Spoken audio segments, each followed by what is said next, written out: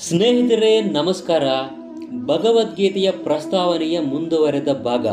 ಯಾರೇ ಆಗಿರಲಿ, ಎಂತಹ ವ್ಯಕ್ತಿಯೇ ಆಗಿರಲಿ, ಭಗವದ್ಗೀತೆಯನ್ನು ಶ್ರದ್ಧೆಯಿಂದ ಅತ್ಯಂತ ಪ್ರಾಮಾಣಿಕತೆಯಿಂದ ಅಧ್ಯಯನ ಮಾಡಿದರೆ ಭಗವಂತನ ಕೃಪೆಯಿಂದ ಅಂತಹ ಮನುಷ್ಯನ ಹಿಂದಿನ ಪಾಪ ಕರ್ಮಗಳು ಅವನ ಮೇಲೆ ಯಾವುದೇ ರೀತಿಯಾಗಿ ಪರಿಣಾಮ ಬೀರೋದಿಲ್ಲ.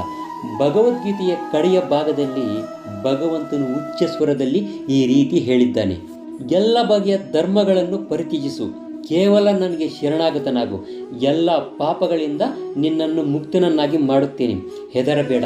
ಹೀಗೆ ಭಗವಂತನು ಅವನಿಗೆ ಶರಣಾಗತನಾದವನ ವಿಷಯದಲ್ಲಿ ಎಲ್ಲ ರೀತಿಯಲ್ಲಿ ಹೊಣೆಯನ್ನು ವಹಿಸಿಕೊಳ್ಳುತ್ತಾನೆ ಮತ್ತು ಅಂತಹ ಮನುಷ್ಯನಿಗೆ ಎಲ್ಲ ಪಾಪ ಕರ್ಮಗಳ ಫಲದಿಂದ ರಕ್ಷಣೆಯನ್ನು ಕೊಡುತ್ತಾನೆ. ಒಬ್ಬ ಮನುಷ್ಯನು ಪ್ರತಿನಿತ್ಯವೂ ನೀರಿನಲ್ಲಿ ಸ್ನಾನ ಮಾಡಿ ತನ್ನನ್ನು ತಾನು ಶುದ್ಧಿ ಮಾಡಿಕೊಳ್ಳಬಹುದು.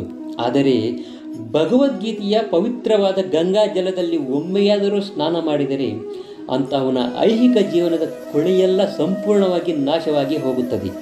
ಭಗವದ್ಗೀತೆಯನ್ನು ದೇವೋತ್ತಮನಾದ ಪರಮ ಪುರುಷೋತ್ತಮನೇ ಹೇಳಿರುವುದರಿಂದ ಬೇರೆ ಯಾವುದೇ ವೈದಿಕ ಸಾಹಿತ್ಯವನ್ನು ಓದುವಂತಹ ಅಗತ್ಯ ಇರೋದಿಲ್ಲ.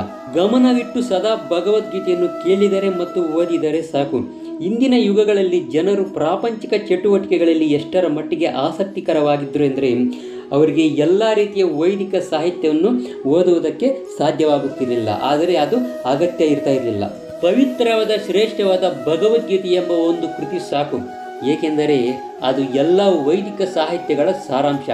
ವಿಶೇಷವಾದ ಕಾರಣವೆಂದರೆ ಅದನ್ನು ದೇವೋತ್ತಮನಾದ ಪರಮ ಪುರುಷೋತ್ತಮನೇ ಹೇಳಿದ್ದಾನೆ.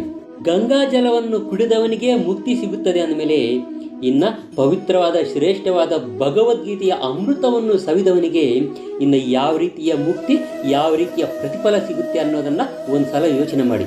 ಭಗವದ್ಗೀತೆಯು ಮಹಾಭಾರತದ ಅಮೃತ ಸರ್ವಸ್ವ. ಅದನ್ನು ಮೂಲ ವಿಷ್ಣುವಾದ ಶ್ರೀಕೃಷ್ಣನೇ ಹೇಳಿದ್ದಾನೆ. ಭಗವದ್ಗೀತೆಯು ದೇವೋತ್ತಮ ಪರಮ ಪುರುಷನ ಬಾಯಿಂದ ಬಂದಿದೆ. ಗಂಗೆಯು ಭಗವಂತನ ಪಾದ ಕಮಲಗಳಿಂದ ಹರಿದಿದೆ ಎಂದು ಹೇಳಲಾಗಿದೆ. ಭಗವಂತನ ಬಾಯಿಗೂ ಮತ್ತು ಪಾದಗಳಿಗೂ ಯಾವುದೇ ರೀತಿಯ ವ್ಯತ್ಯಾಸ ಇರೋದಿಲ್ಲ. ಆದರೆ ನಿಶ್ಯಕ್ತವಾದ ದೃಷ್ಟಿಯಿಂದ ನೋಡಿದಾಗ ಭಗವದ್ಗೀತೆಯು ಗಂಗಾಮೃತಕ್ಕಿಂತ ಹೆಚ್ಚಿನ ಮಹತ್ವವನ್ನು ಹೊಂದಿದೆ ಅಂತ ಅರ್ಥ ಮಾಡಿಕೊಳ್ಳಬಹುದು. ಭಗವದ್ಗೀತೆಯು ಎಲ್ಲ ಉಪನಿಷತ್ತುಗಳ ಸಾರಾಂಶ. ಅದು ಗೋವಿನಂತಿದೆ. ಗೋಪಾಲ ನಂದನೆಂದು ಪ್ರಸಿದ್ಧವಾಗಿರುವ ಶ್ರೀಕೃಷ್ಣನು ಈ ಹಸುವಿನ ಹಾಲನ್ನು ಕರೆಯುತ್ತಿದ್ದಾನೆ, ಅರ್ಜುನನು ಸವಿಯುತ್ತಿದ್ದಾನೆ. ಎಲ್ಲ ವಿದ್ವಾಂಸರು, ಪರಿಶುದ್ಧ ಭಕ್ತರು ಕೂಡ ಭಗವದ್ಗೀತೆಯ ಹಾಲಿನ ಅಮೃತವನ್ನು ಕುಡಿಯುತ್ತಿದ್ದಾರೆ. ಇಂದಿನ ದಿನಗಳಲ್ಲಿ ಜನರು ಒಂದು ಧರ್ಮಶಾಸ್ತ್ರ, ಒಬ್ಬ ದೇವರು, ಒಂದು ಧರ್ಮ, ಒಂದು ಕಾರ್ಯ ಇವು ಬೇಕೆಂದು ಹಂಬಲಿಸುತ್ತಾರೆ. ಆದ್ದರಿಂದ ಇಡೀ ಜಗತ್ತಿಗೆ ಒಂದೇ ಒಂದು ಧರ್ಮ ಗ್ರಂಥ ಇರಬೇಕು, ಅದು ಭಗವದ್ಗೀತೆ ಇರಬೇಕು.